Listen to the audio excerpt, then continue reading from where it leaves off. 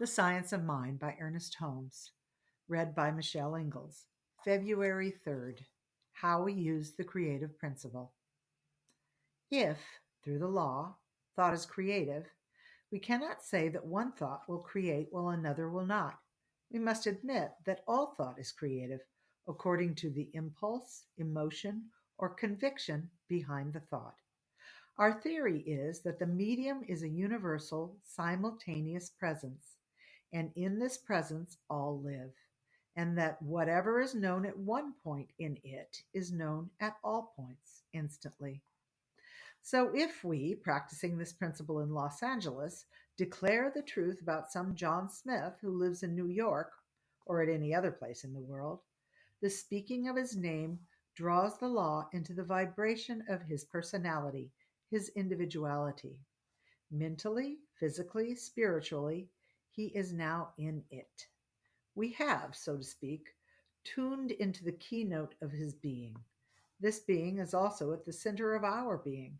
Therefore, the mental work is done in our being for him. But it must and does operate through law. This law is subjective. Mind and Ether. In an interesting article by Sir Oliver Lodge, in which he writes about ether and the laws of the physical universe, he says that no two physical particles really touch each other, no two electrons. They are all divided from each other by a space which is relative to the space between the planetary bodies, and they never once touch each other throughout their existence, other than through the medium of this ether. Lodge calls the ether the cement of matter. His theory is that just as the laws of attraction and repulsion, gravitation, adhesion, and cohesion operate through the ether, so there must be a universal mind that operates upon the ether, or upon mind, or that mind must operate upon mind through the medium of the ether, or perhaps the ether is mind. His conclusion is that mind and ether interact.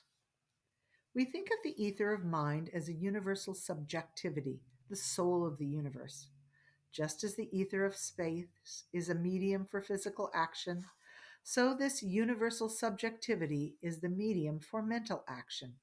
Anything that has ever been thought at any time in the history of man exists today in a subjective state in universal mind.